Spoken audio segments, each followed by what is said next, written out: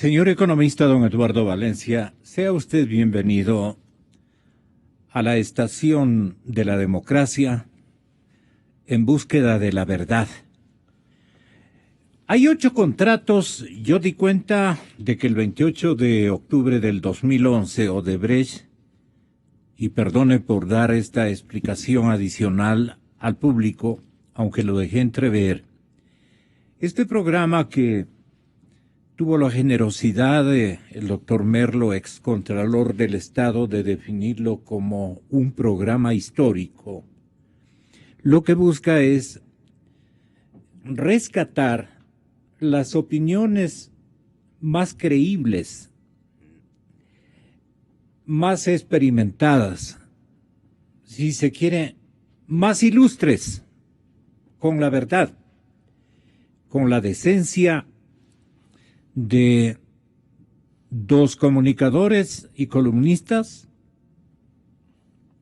y 4 invitados adicionales, entre los que ha figurado un expresidente de la República. Y no es que no hemos buscado convocar a otros exmandatarios, sino que se han negado a colaborar con este empeño de la cadena Democracia, y con otros, francamente, no tenemos un nivel de amistad y de mutua confiabilidad como para poder conseguir su asistencia a este programa.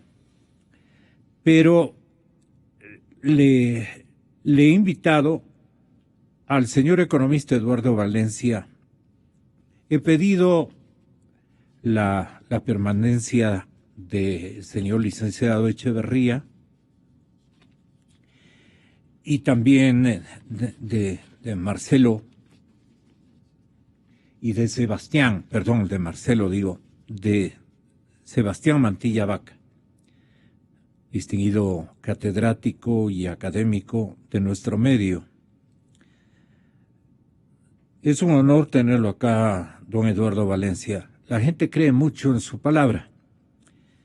Lo que, por el tiempo que tenemos que dedicarlo exclusivamente al tema de Odebrecht.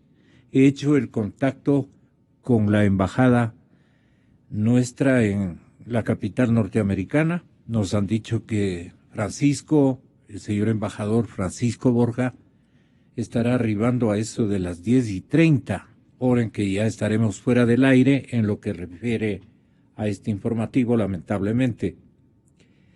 ¿Quién es el informante?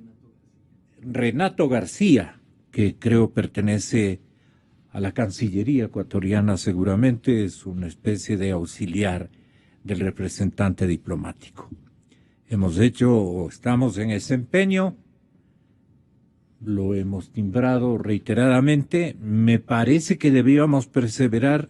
Si nos regala 5 minutos el licenciado Francisco Borges, estaríamos muy contentos y sabríamos aprovechar. ¿Qué queremos preguntarle?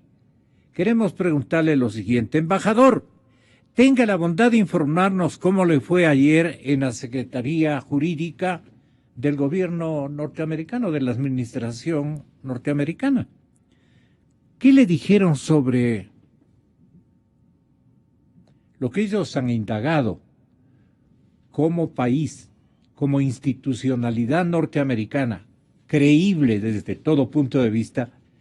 Allí no se van a inventar ni van a disimular las cosas. Es la Secretaría Jurídica de Justicia, Secretaría de Justicia del gobierno norteamericano, que tiene ya este momento la información para saber. No creo que se dejen mandar de alguien que esté interesado desde aquí, que diga, cuidado, le vaya a decir el nombre de tal y tal funcionario que ha recibido. No, ni para pensar, ni para imaginar, señor embajador de Estados Unidos en Quito. Ni para imaginar. Pero ahora, si usted, y haga ese intento, compañero, si usted llama al embajador de Estados Unidos aquí en Quito, es posible que tenga también ellos son expeditos para enviar los reportes. Tales y tales son los funcionarios que han recibido el dinero cochino de una empresa que ha venido no a corromper, pero ha venido a hacer de las suyas en territorio ecuatoriano, y en eso coincidimos en la primera parte con el discurso del señor presidente de la República. ¿Usted recuerda este pasaje, economista Valencia, cuando el señor presidente, creo que usted ya era funcionario del gobierno del presidente Correa, y él en realidad pues se divorció totalmente por el tema de San Francisco, este contrato que salió leonino por su precio, por las características del contrato y también porque no fue cumplido a cabalidad con todas las normas, las partes contractuales, e incluso nos falló, dijo el señor presidente, en ese tiempo la fiscalizadora, la empresa que fiscalizó esta obra.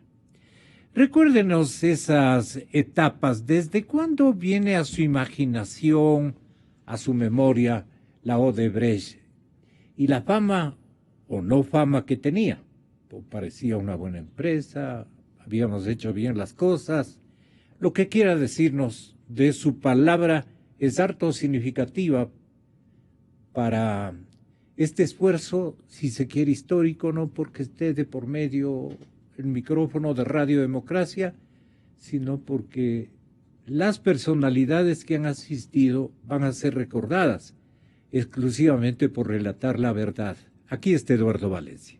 Buenos días, economista. Gracias, Gonzalo. Un saludo a los queridos amigos aquí presentes. Bueno, de hecho yo venía con un guión que lo iba a desarrollar creyendo que el tema iba a ir por un cierto lado. Obviamente en el panel anterior se toparon varios temas muy importantes, todos opiniones muy patrióticas de todos los que estuvieron aquí. Haga uso de su tiempo, no faltaba más. Sí. Muchas gracias.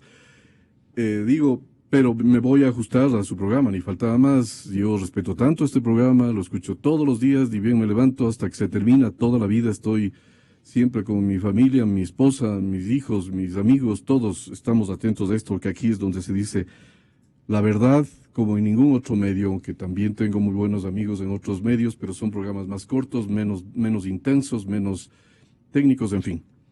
Así que voy a tratar de contestar sus preguntas, empezando por decir lo que usted me sugiere. Yo conocía a Odebrecht desde hace muchos años, pero el tema no es solamente Odebrecht. Aquí hemos topado, más bien dicho, han topado todo el tema de Odebrecht, pero no se olviden nunca que el problema en el Brasil no es solo Odebrecht, es también Petrobras. Las dos son gemelas en esta materia. Y no solo eso, yo añado que inclusive hay un banco en el Brasil que se llama el BNDES, que también está inmiscuido en todos estos negocios, provee el financiamiento para que la una o la otra empresa realice sus contratos en determinadas áreas. Y así como en China hay una empresa financiera, hay otra que maneja el petróleo, en donde también hay temas de corrupción graves en este propio gobierno. No nos olvidemos nunca, o sea, si pudiera descubrir todos los documentos que traje, solito acapararía la palabra y no es mi intención. Hay un alto funcionario en China que manejó el sector petrolero.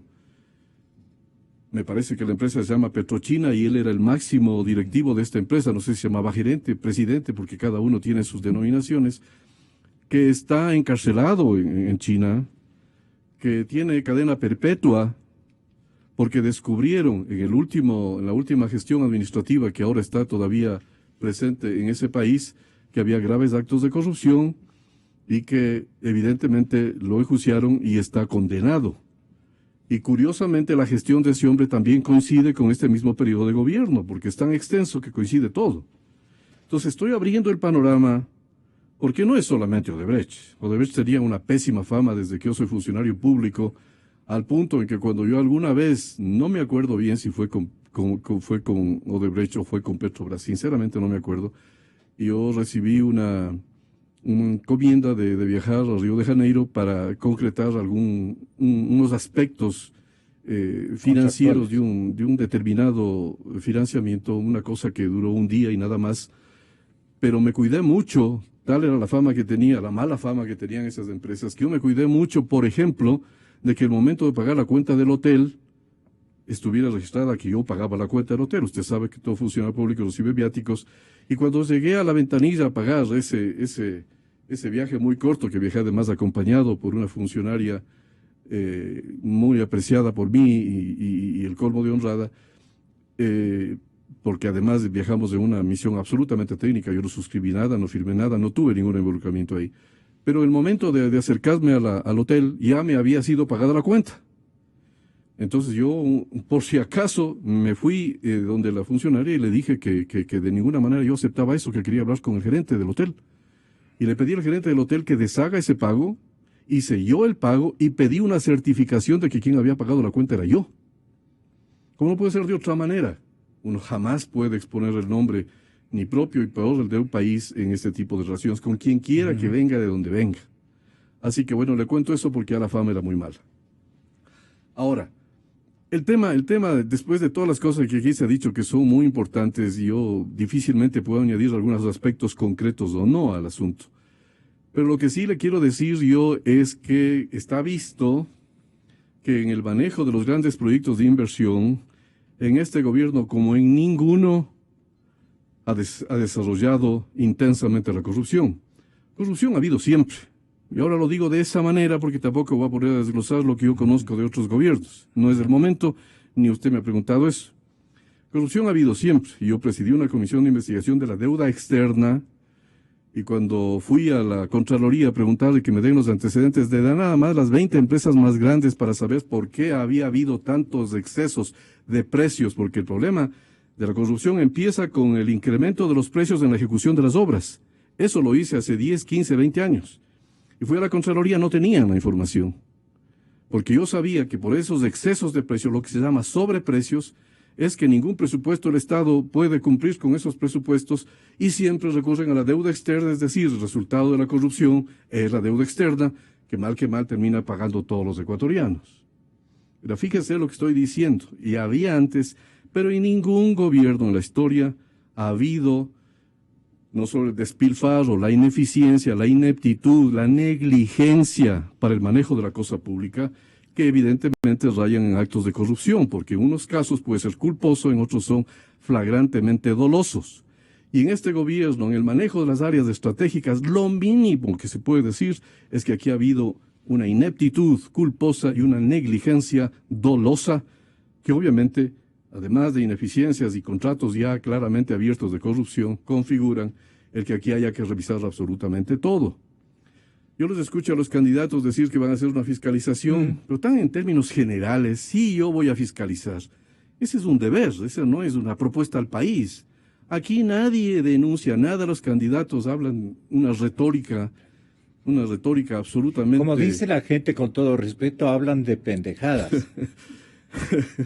No sé, es una pena, yo tengo un gran respeto por todos y cada uno de los candidatos, a los que conozco, porque no conozco a todos, pero uno se desilusiona de ver realmente que no conocen la situación del país. La situación del país es inmensamente más grave. Terrible. Yo voy a decir algo, voy a usar las palabras de Alberto Acosta, que en el programa anterior que usted me invitó, dijo él, que la corrupción no realmente solamente las cuestiones financieras y las pérdidas para el país de montos en dinero que perjudican a los pobres porque se dejan de hacer obras y todas esas cosas. Él dijo que no, la corrupción de este gobierno no consistía solamente en eso, y estoy citando aquí porque él estuvo aquí mientras usted me hizo la llamada telefónica. Él dijo no, es el manejo de las leyes y de las instituciones, es decir, el manejo general de la política estatal, lo que también configuran actos de corrupción. Entonces podemos hablar, y perdonen que introduzca el tema, podemos hablar de una corrupción estructural. Para mí esta es una corrupción estructural, que nace desde la cabeza. Perdone, ¿qué significado tendría? Claro que entiendo, tiene una profundidad impresionante y una trayectoria inmensa, y un daño que ha afectado prácticamente hasta el máximo a nuestra institucionalidad y a nuestra sociedad. Quiero entender, pero ¿cómo contempla usted esta adjetivización? Tomaba yo las palabras de Alberto porque él se refería precisamente a que eran a través de leyes, de decretos, de manejos viciosos para permitir cierto tipo de decisiones de inversión o de actos de determinada naturaleza, Yo estoy llevando un poco más allá el concepto de Alberto, pero evidentemente aquí hay una responsabilidad directa. Yo responsabilizo al presidente de la República, al vicepresidente de la República, a su pandilla, a la que le rodea, de quienes preparan los decretos y hacen las leyes, obviamente a la presidenta y a todos los miembros de la Asamblea Nacional que son del gobierno, a la Contraloría del Estado, no como institución, porque yo conozco... Pero pandilla tiene una connotación bastante... Pero claro, bastante muchas veces he dicho aquí mismo fuerte, que se trata de una... ¿Cómo es que llaman? ¿Cómo se llama? La gallada. En la costa Sí, hablan de la gallada, es aquí he hablado preferible. de la gallada para que me entiendan ellos. En Quito es más la jorga o es la pandilla. Pero para todos los casos es igual. Y además una cosa, mi querido Gonzalo, yo voy a asumir todas las responsabilidades de todo lo que estoy diciendo.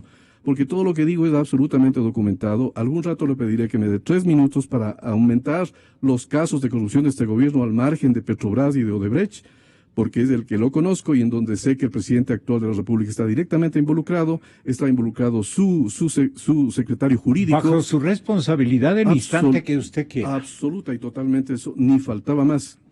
Pero bueno, estaba configurando el hecho de que evidentemente cuando ya la cosa es institucionalizada, cuando, por ejemplo, en el manejo del presupuesto del Estado, voy a poner un ejemplo importante, cuando se trata del manejo de los recursos públicos, uno tiene que saber si eso es una cosa justa, es bien hecha, bien planificada, técnicamente respaldada, o si es una decisión y un capricho de determinado funcionario. Por ejemplo, voy a poner un ejemplo sencillo.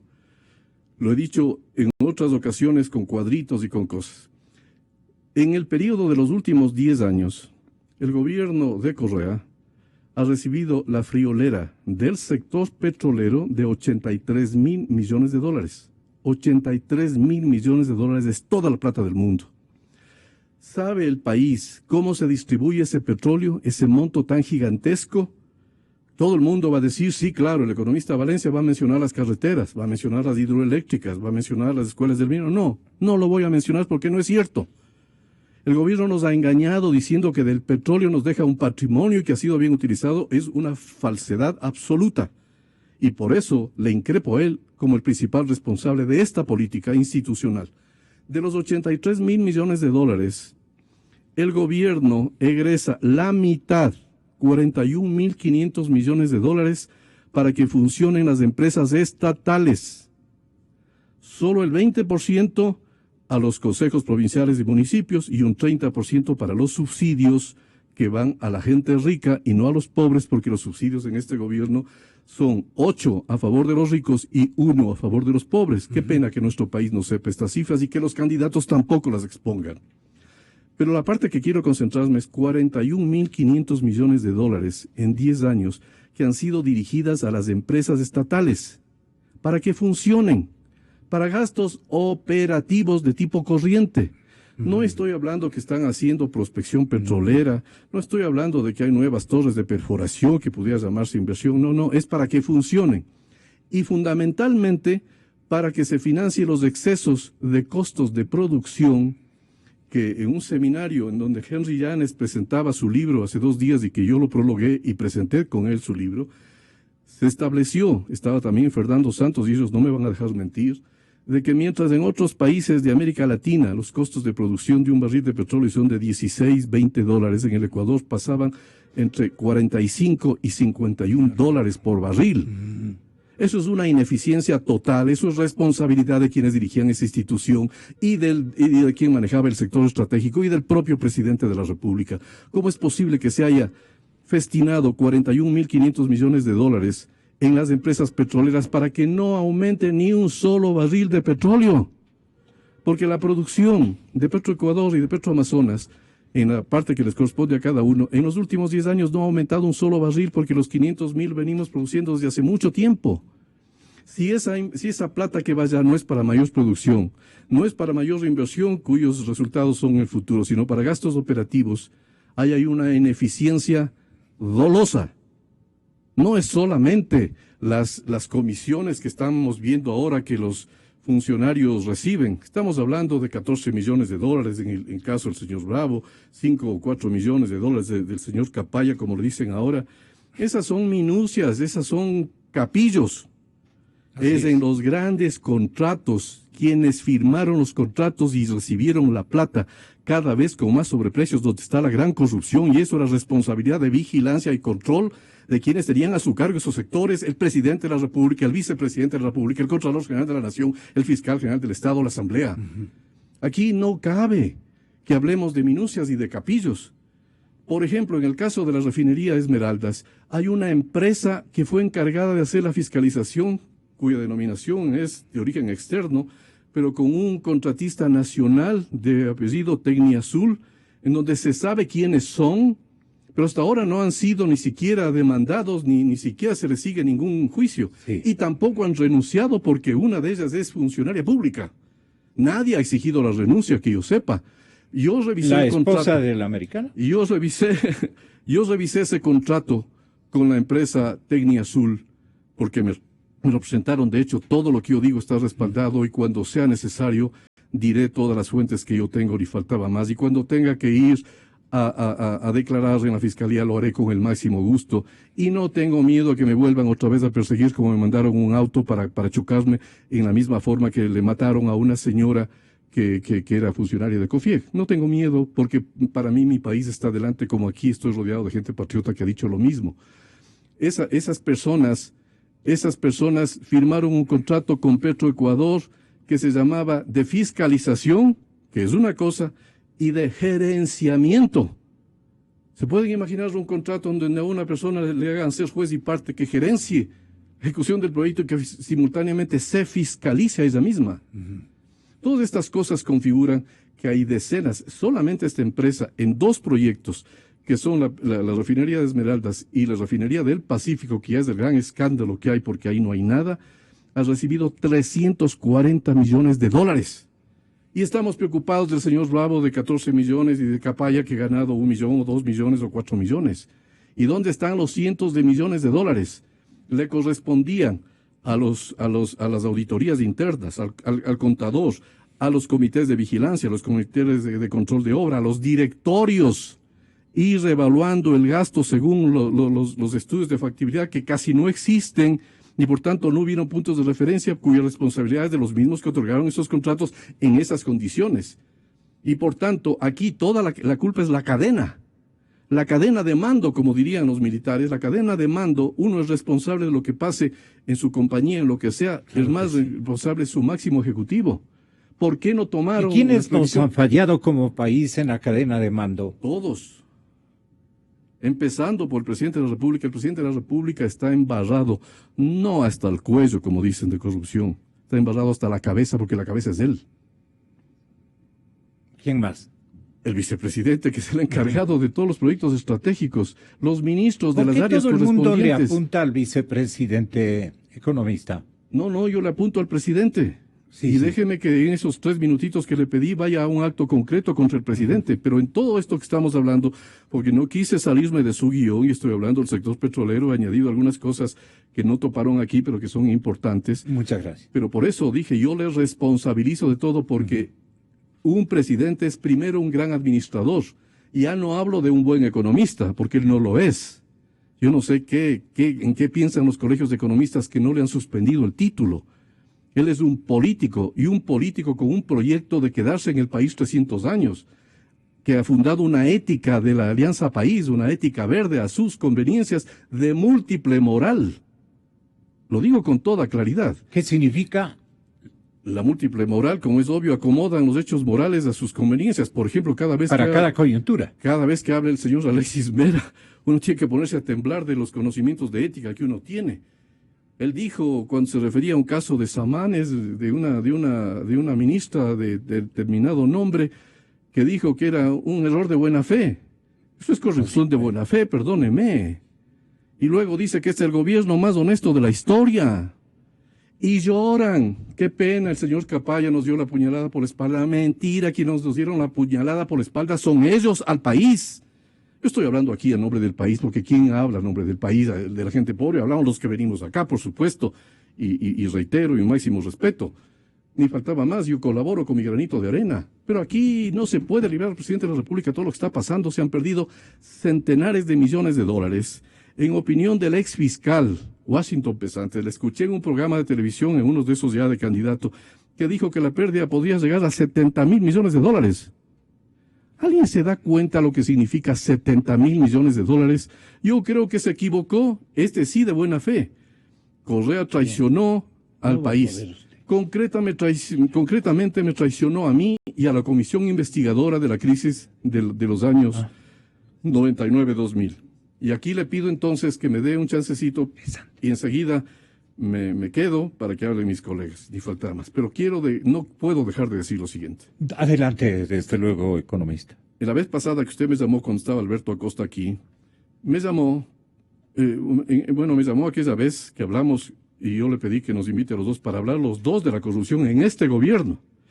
Pero también usted fue muy gentil cuando vino acá un individuo de apellido Falconi Puig, que cada vez que yo hablo, el hombre se siente aludido y evidentemente... Viene a título de réplica. Claro, no le he invitado. Lo sé perfectamente, por supuesto que sí.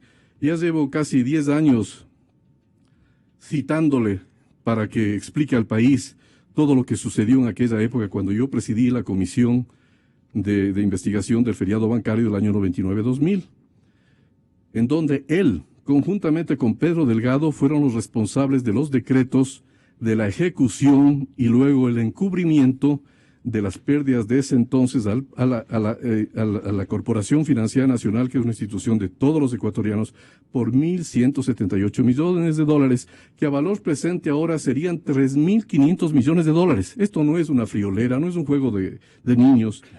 3.500 millones traídos a valor presente, que la ley nos obligaba a recuperar, porque cuando uno encuentra un ilícito que yo le denuncié al presidente y a los órganos de control y a los órganos jurisdiccionales, todo eso lo demostraré cuando me llamen algún rato a declarar, en ese momento yo identifiqué lo que los informes de la propia CFN determinaban que habían sido los autores, cómplices y encubridores de ese hecho. Bueno, la principal responsabilidad de Correa es el haber amparado a su primo Pedro Delgado, que no es fundamentalmente responsable por haber usurpado un título, que no es fundamentalmente responsable por haber, ahora que la justicia le ha dicho que es el responsable de haber otorgado $800.000 a COFIEC, a los señores Dusac. $800.000 en las cifras que estamos hablando es capillos, no significa nada, son sueltos.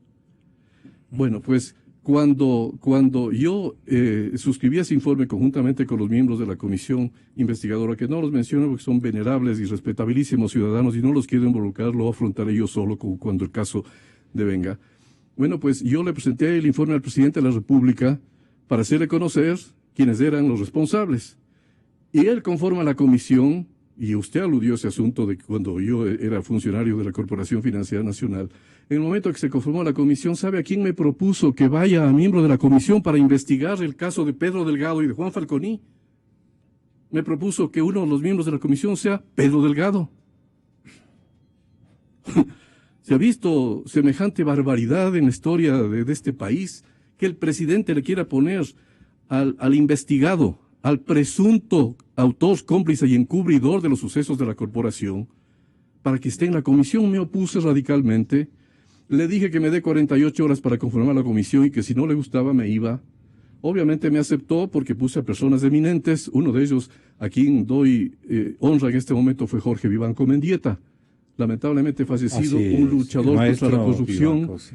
Y que obviamente se retiró en un momento determinado porque el presidente empezó a atacar a la prensa. Pero bueno, esa comisión se supone que cuando ya estuvo bien conformada y no con el primito, Correa es responsable de haberle dado al primito, que ya se sabía que tenía graves indicios de un delito, de haber sido uno de los responsables del asalto a la Corporación Financiera Nacional, lo puso primero de su asesor. Él dirigía la política monetaria. En segundo lugar, le pasó de presidente del Banco Central, una institución ancestralmente digna, eficiente, técnica. Le puso a su primito a dirigir el Banco Central. Y finalmente, a todas las empresas incautadas que se conformó un fideicomiso. Fíjense la ironía de la vida llamada fideicomiso CFN. No más impunidad. No más impunidad. Bueno, en eso, obviamente, se manejaron los recursos en una forma alegre. Todas esas empresas, de lo que yo conozco, están quebradas. El gobierno tuvo la habilidad y traicionó al país diciendo que van a vender los canales de televisión y esas empresas para entregar a los depositantes lo que habían perdido en el feriado bancario. No vendió nada. Se quedó con los canales y ahora estamos en un estado de propaganda que él controla y todavía hay 31% de gente que puede votar por el candidato del gobierno porque es manejado con esas empresas incautadas que nunca se vendieron y que inmoralmente, por eso hablé de la inmoralidad, hablé de una múltiple moral. Cada cosa que hace el gobierno tiene su moralidad, lo dice Alexis Mera, lo dice Correa, lo dice el señor Glass. El señor Glass cada vez que habla, él no es culpable de nada, dice que no van a encontrar nada. A lo mejor es cierto que ni él ni su familia, una dignísima dama a quien yo conozco y la respeto, a lo mejor no asoma nombre de ellos. Pero todos los indicios van a que su tío sí está involucrado en el asunto. El problema se que hay que refiere probar a la esposa del señor vicepresidente de la República. A ella mis respetable, a ella mis respetabilísimo. Ni faltaba más. Pero por eso digo, que él diga que no van a encontrar nada, a lo mejor en efecto no encontramos a nombre de él nada.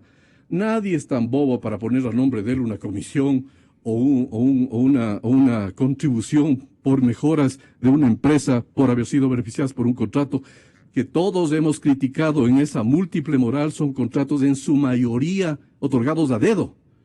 Esto no es una cosa trivial. Esto es un manejo institucional, como decía Alberto Acosta, si me permite él interpretarle. Manejan los decretos, las leyes, las opiniones, las empresas incautadas, las concesiones de frecuencias, manejan todo a su manera. Y por tanto, el principal responsable de esto es el presidente de la República. Ahora bien, en el caso que estoy desarrollando, ¿por qué digo que él es el culpable de este asunto, entre otros? Cuando estoy desarrollando una cosa del año 99-2000, en donde Pedro Delgado y Juan Falconi fueron los autores del decreto, estaban a cargo de la Corporación Financiera Nacional, se sacaron la plata y después fueron ambos, superintendente de bancos e intendente de bancos, y taparon todo. Usted me dirá, eso pasó en el año 98. No, en el año 99. No es tan fácil. En este periodo gubernamental, en el año 2010, y con esto termino, usted verá si sigo o no sigo con el tema. En el año 2010... Es por el tiempo, no por supuesto, no, yo lo entiendo muy bien, por eso yo mismo me autocensuro. En el año 2010, el gobierno mandó un proyecto de ley reformatoria del Código Orgánico de las Finanzas Públicas, que como todo código, es nada más que una organización. Aquí hay estupendos jurísticos, es una reorganización de las leyes respecto de las finanzas públicas. Este artículo pasa tal, el otro de acá fue derogado, y eso es una compilación de un código orgánico. No, ahí le metieron, en el momento de la aprobación, en una disposición transitoria número 14, en la disposición transitoria 14 pusieron ahí que los certificados de depósito reprogramado, que fueron el método por el cual saquearon a la corporación, que fue declarado institucional, si no me equivoco, en el mismo año 99, en noviembre, por la Corte Constitucional, fue una cosa juzgada. Ellos expidieron un decreto en base al que había sido ya derogado por inconstitucional, y con ese nuevo decreto saquearon a la Corporación Financiera Nacional. Esa es la moral aplicable a todo, pero bueno, la obligación mía, que yo denuncié todo ese tipo de cosas, era recuperar la plata, porque en la corporación habían quedado unos 282 millones en el balance, que hubo varios gobiernos que quisieron utilizarlo de una manera determinada, y no me voy a referir a ello ahora. Pero esos 282 millones de dólares, como me correspondía al ver que estaban allí papeles, cuando a la corporación le sacaron en efectivo su patrimonio entero, perdió más del 30% por este mecanismo. 30% por una institución financiera es toda la cantidad del mundo. En ese momento, cuando ya encontré que quedaba un remanente, lo que hice fue llevar al directorio de la CFN, en donde habían 3 o 4 ministros de Estado y habían representantes del sector privado, y les pedí que me autoricen devolverles esos papelitos que no valían nada porque habían sido declarados inconstitucionales a los bancos, que fueron los que presentaron esos papeles a nombre de ellos o de quien sea, y que me devuelvan la plata. Allí empezó mi calvario con Rafael Correa Delgado. Él me traicionó a mí, traicionó a la comisión y traicionó al país, porque él había dicho que hay un acto de lesa humanidad en el feriado bancario cuando tuvo la oportunidad de recuperarse dinero, porque yo ya había llevado al directorio y me apoyaron los ministros de esa época. Cuando yo ya había tenido autorización para recuperar, le consulté a él y le dije, ya tengo la autorización, voy a recuperar la plata. Y me negó. Y no me permitió recuperar la plata porque dijo que iba a quebrar a los bancos. 282 millones de dólares de un capital, qué sé yo, de 5.000, 6.000 que a la sazón ya tenían los bancos, no les pasaba nada. Pero para todavía facilitarle la decisión al presidente, le digo, qué bueno les cobremos a 5 años plazo, a 10 años plazo, porque lo importante era el hecho de recuperar para el Estado lo que había sido un saqueo, con los nombres propios de su propio primo y de Juan Falcón y Puiga, quien fue elevado a los altares porque ahora tiene 2 embajadas, la de Londres y la de, no sé si simultáneamente, y la de Ginebra. Creo que está hasta representante de la Organización Mundial del Comercio. Este señor me invita a debatir a mí, que vaya y debata con los jueces penales, porque él sí cometió un grave ilícito. Él sí fue el autor, cómplice, encubridor de este hecho y además beneficiario de su propia familia, porque una hija de él en una empresa determinada se benefició con $1 millón. Todo eso está expuesto en este libro, que escribieron mis buenos amigos, a quien mando mi homenaje, que son Cleves Jiménez y Fernando Villavicencio. Todo eso está en este libro, como están en los otros libros de Fernando Tolo, de Odebrecht y de Palo Azul. Me habría encantado que esté el Alberto hablar de Palo Azul, porque eso es un atraco sin nombre, en donde también el presidente de la República es responsable. Bueno, he dicho bastante. Yo creo que este país nunca podrá enfrentar la verdad, y sobre todo el futuro, si no topamos las cosas y las decimos con su nombre. Aquí no es que se van a ver lágrimas de cocodrilo, qué pena, me dio una puñalada por la espalda. No, Gonzalo. Si no empezamos a increpar directamente a que el presidente de la República en un juzgado diga las cosas que tenga que decir en su defensa si existiese, pero los datos, los indicios son demasiado importantes como para que nos callemos. Lamento haberme introducido. No, gracias por su verdad, ciertamente histórica, señor economista. Mauro Terán, lo que ustedes quieran comentar, porque así las cosas se han dado en términos de temporalidad. Tenga la bondad de... Señor doctor Terán. Gracias, Gonzalo. Lo que cabe señalar es que nunca en la historia republicana del país hemos estado sometidos a una estructura administrativa tan perfectamente concebida en beneficio de la impunidad. Toda la estructura que se genera de la Constitución de Montecristi ha sido utilizada en beneficio de la impunidad. Y en los candidatos que hoy proyectan sus aspiraciones, no se nota en ningún sentido tendencia para desbaratar toda esta estructura, que solo se puede hacer mediante una asamblea constituyente. Todo está perfectamente concebido en beneficio de la impunidad. De ahí que los ciudadanos nos topamos con una muralla. Podemos ir a cualquiera de los órganos, inclusive a ese mal llamado poder de control ciudadano, que digamos no existe. Es una muralla, todo es una muralla. Y uno se siente impotente ante la prepotencia de la delincuencia. Y yo pienso que es a este gobierno al que le corresponde más pronto que nunca que aparezcan los nombres de los que han recibido, por lo menos de estos 33 millones, que yo pienso que es una puchuela en frente a lo que todos concebimos que es el monto de la corrupción en este país, que se considera que sean más de 30.000 millones de dólares. 33 millones, pero por lo menos que se sepan los nombres. Porque como dicen los chinos, cuando el pez apesta, apesta de la cabeza a la cola. Y mientras más rápido se sepan los nombres, pues vas a ver la realidad de lo que ha sucedido. Yo sí creo que habemos ciudadanos que lucharemos por la claridad de todo lo actuado en este régimen. Yo me uniré a cualquier mecanismo, a cualquier grupo de ciudadanos que estén dispuestos a investigar a fondo las corruptelas, porque me temo que en un futuro no lejano simplemente se diga ante la realidad de los hechos Sí, señores, hemos robado, pero hemos hecho obra. Para que ustedes piensen, nos quedamos y armamos ese bache. Para que piensen un poquito, ciudadanos, especialmente del escenario de Ingenuos. Estamos en este momento en conexión con Ciudad de Washington. ¿Eso me dice? Aló. ¿Cómo le escucho yo? ¿Cómo le escucho yo? Sí. Gonzalo, ¿Estamos con la embajada en Washington? No, lastimosamente, Gonzalo, me han llamado a mí, soy Roberto Isurieta, qué gusto saludarte a ti y a tu audiencia. No, creo que se equivocaron. Cruzaron las cosas. Sí, doctor. ¿Usted conoce de pronto por este empate que lo saludo y me felicito? Y felicito al que aplastó mal la conexión.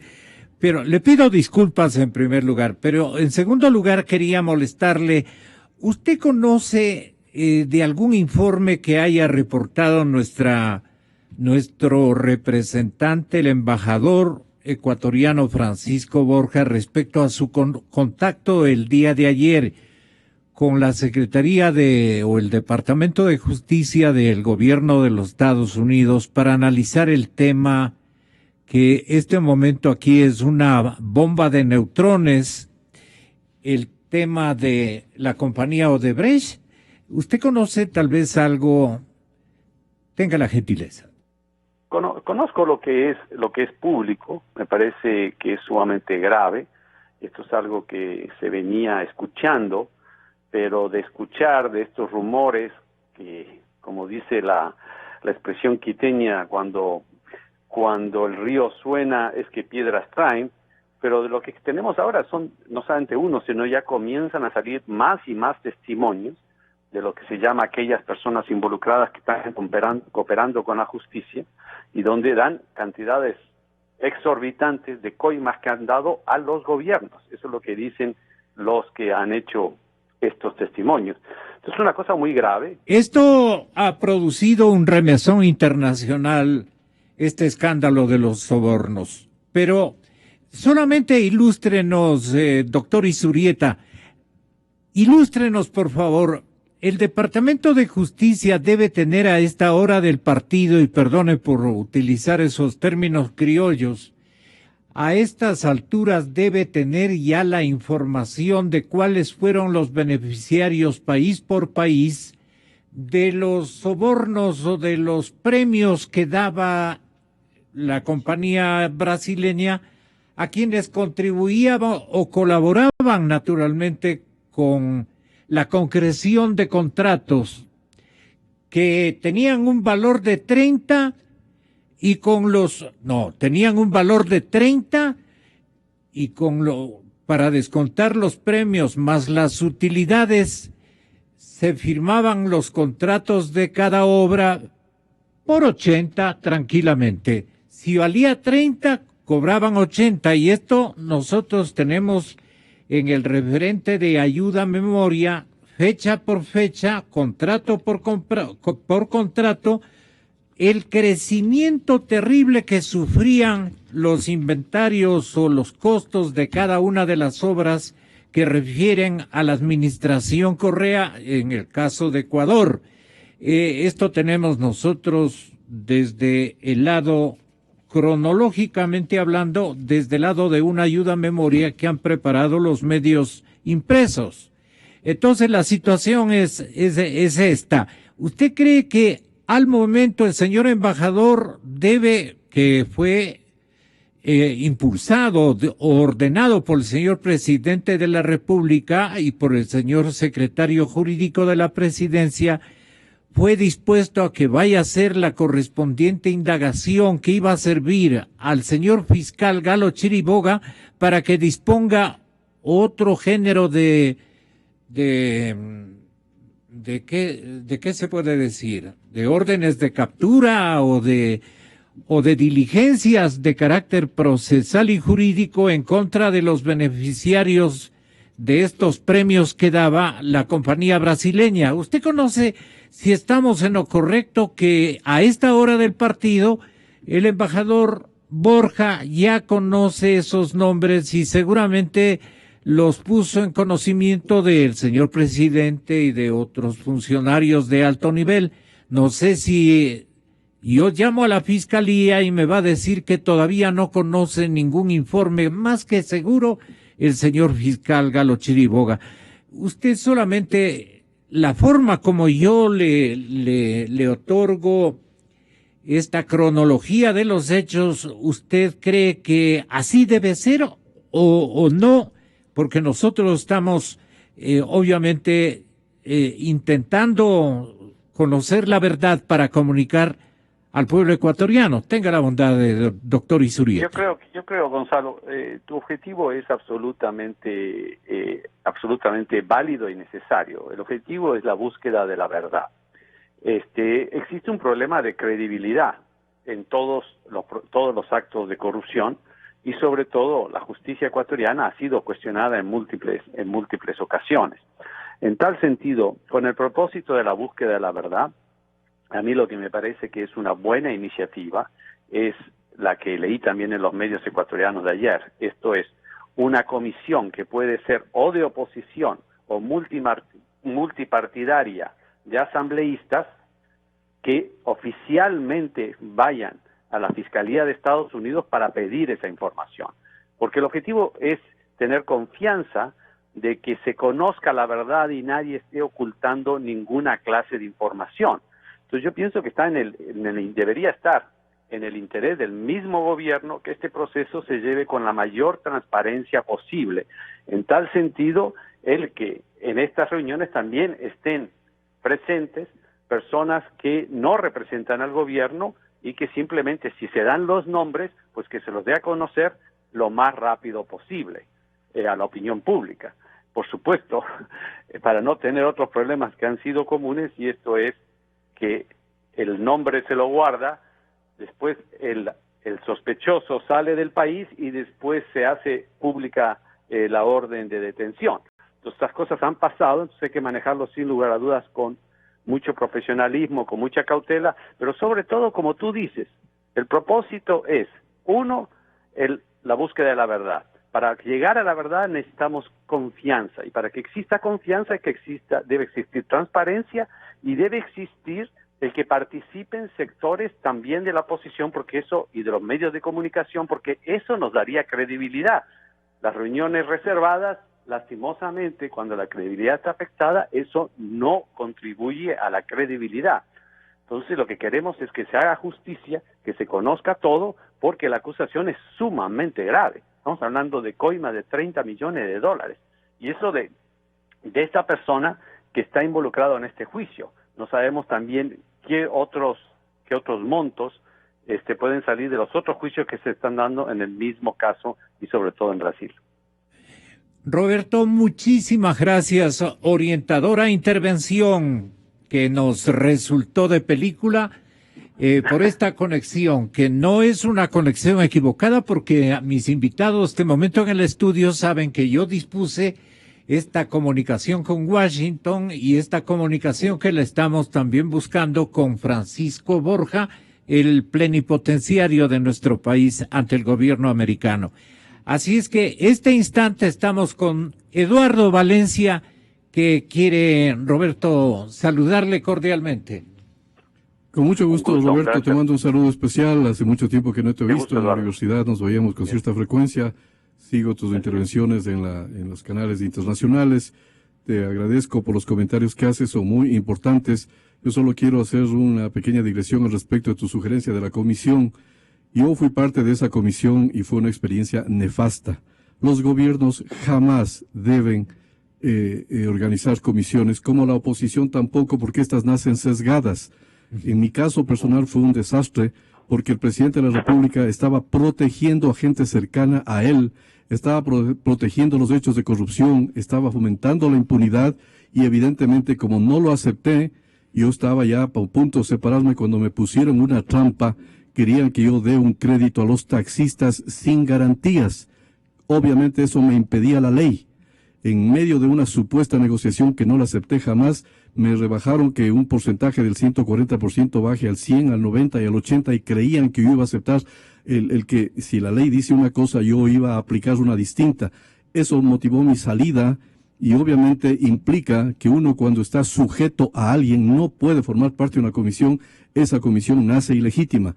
Gracias a Dios yo me opuse a eso, presenté los informes en forma independiente, veraz, ajustado a la ética que yo practico toda mi vida, no a la que se acomoda un partido político, a los órganos jurisdiccionales, están reposando en la Corte Suprema, en la Fiscalía, en la Contraloría, en la Superintendencia de Bancos, no se ha hecho nada.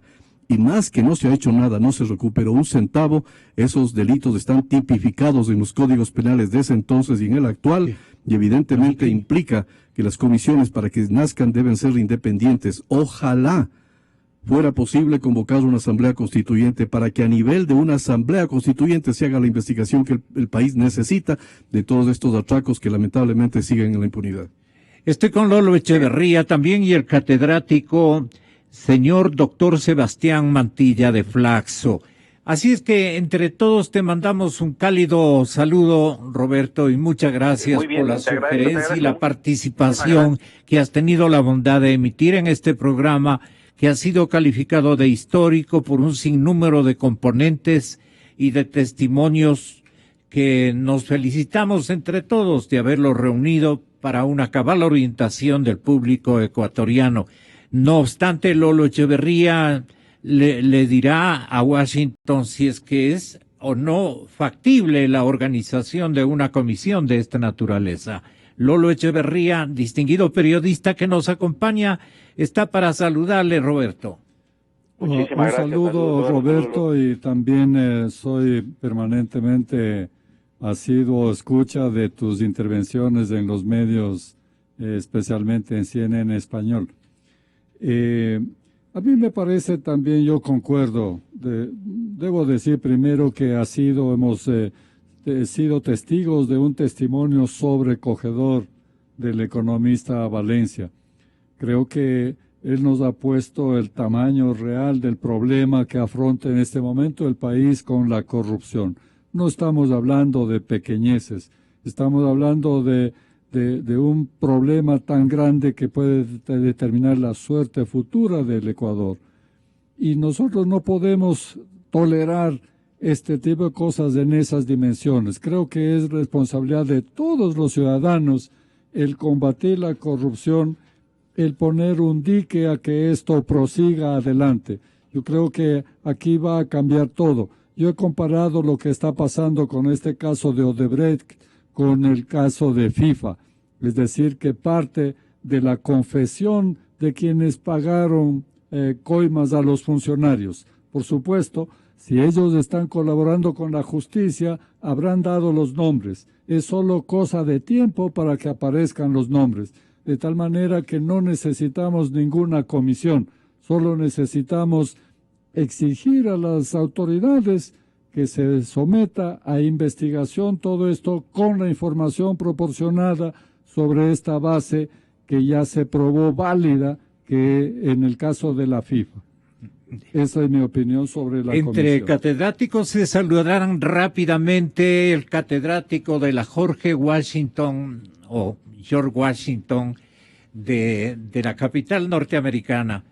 Que tenga la gentileza usted precisamente de saludarle y sugerirle alguna circunstancia de última hora. No, solamente saludarle y comentar lo siguiente. Gonzalo, una pequeña aclaración. Yo no soy profesor ahorita de Flaxo, sino soy director del CELAEP, del Centro Latinoamericano de Estudios Políticos, que es un think tank que trabaja en temas de investigación en el campo de las ciencias sociales, economía, ciencia política y demás. Yo quería solamente un poco, claro, lo que comentaba Roberto, ¿no? Roberto Sorieta.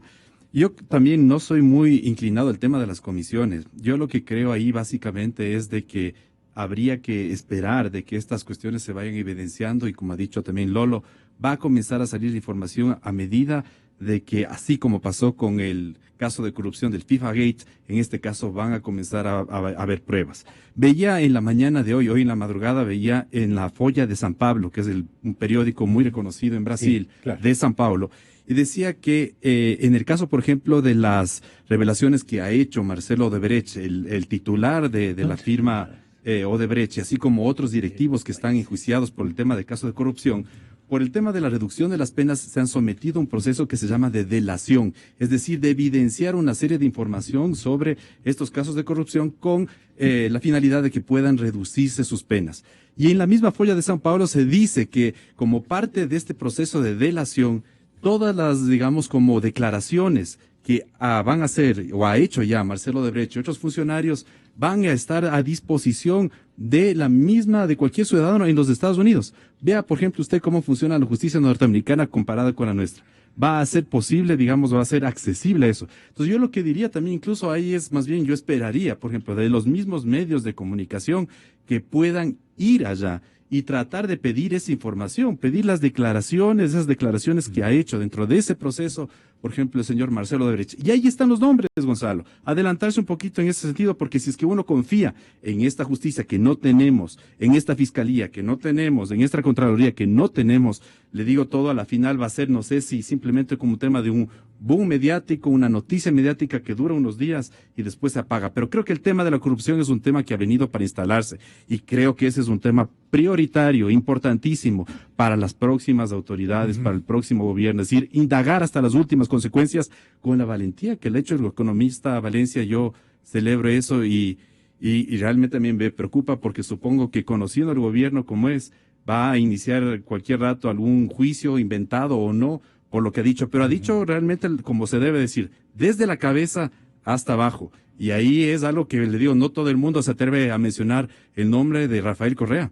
Generalmente se utilizan o se mencionan otros nombres, pero yo celebro eso, que se comience ya un poco a hablar con la verdad y que se comience a decir las cosas como son. Gracias, Sebastián, por su intervención. Le doy a Washington el paso y a Roberto, muchas gracias por habernos atendido. ¿Cuál podría ser la sugestión final que usted le provea a la institucionalidad, especialmente periodística de nuestro país, Roberto? Bueno, en primer lugar, muchas gracias. Un fuerte abrazo a Eduardo, que fue mi profesor y en la Universidad Católica durante tantos años, y a Lolo Echeverría, que tanto bien ha hecho a la construcción de los medios de comunicaciones independientes y profesionales. A Sebastián no he tenido el gusto de conocerlo. Yo pienso que podemos estar de acuerdo. Coincido con Eduardo y creo que tiene toda la razón. Yo quise ser quizás demasiado benigno, si se quiere. Creo que una comisión independiente es procedente, no una comisión conjunta. Creo que Eduardo en eso tiene mucha razón y su experiencia así lo dice. Y Lolo dice una cosa que también es interesante, que es ratificada por Sebastián, en la cual coincido. Lo que dicen es, los medios de comunicación son centrales en estos procesos para conocer la verdad. Coincido 100%. Tanto Lolo como Sebastián dicen una cosa que yo pienso que es cierta. Esto es, los hechos se van a ir dando, porque van a venir las informaciones de los procesos que son mucho más abiertos y transparentes en los Estados Unidos y en Brasil. Ahora, el temor que yo tengo es el siguiente. Tenemos una elección más o menos en 2 meses. Yo pienso que los tiempos aquí son fundamentales porque dejemos claro lo siguiente, los ciudadanos ecuatorianos tienen el derecho de conocer esto antes de entrar al proceso electoral. Entonces, por eso es que tampoco quisiera sentarme a esperar a que las noticias lleguen, sino que tenemos que ser proactivos a través sea de una comisión independiente o a través de la participación de los medios de comunicación para conocer, en última instancia, ¿qué necesitamos conocer? Los nombres de las personas que recibieron estos montos, sus cómplices y sus encubridores, y necesitamos que estas personas afronten los procesos legales y estos dineros además se recuperen. O sea, es todo un proceso complejo, pero por lo menos la primera etapa yo creo que es fundamental. El pueblo ecuatoriano necesita conocer esos nombres antes de entrar al proceso electoral, porque lo que sería realmente una estafa al pueblo ecuatoriano es que vayamos a las elecciones y después de las elecciones, ¡ups!, aparecen los nombres. Entonces, creo que tenemos que ser activos y creo que en tu programa, Gonzalo, tanto Eduardo como Lalo han dado, y Sebastián, una serie de iniciativas que me parece que el país debe promoverlas, por el objetivo que tú dices, Gonzalo, que es la búsqueda de la verdad. El pueblo ecuatoriano necesita saber a quiénes entregaron estos dineros, los nombres de las personas las que son cómplices, los beneficiados, los cómplices y los encubridores. Y se tienen que iniciar los procesos legales y políticos al respecto. Muchas gracias, Gonzalo. Un fuerte abrazo, Eduardo, un fuerte abrazo a Lolo, Sebastián. Gracias por esta oportunidad. Un gusto, como siempre, estar en tu programa. Un gran saludo navideño y que Dios bendiga al Ecuador. Muchas gracias, Roberto Izurieta en Washington. Muy amable, generoso, gentil como siempre. Calidad de catedrático de la Universidad Principal de la Unión Americana, de la capital norteamericana, la George Washington. Y muchas gracias también a Sebastián, muchas gracias a Lolo, gracias a Mauro, y un gracias especialísimo a un gran defensor de la verdad y un protagonista de la ética a nivel nacional y regional, el economista Eduardo Valencia. Nosotros continuaremos, Dios mediante, buscando la verdad. Sentimos lo que la gente siente, amor, desamor, alegrías inmensas. Decimos lo que la gente quiere, democracia, la radio de la gente. Democracia. 920 AM. Son las 10:19.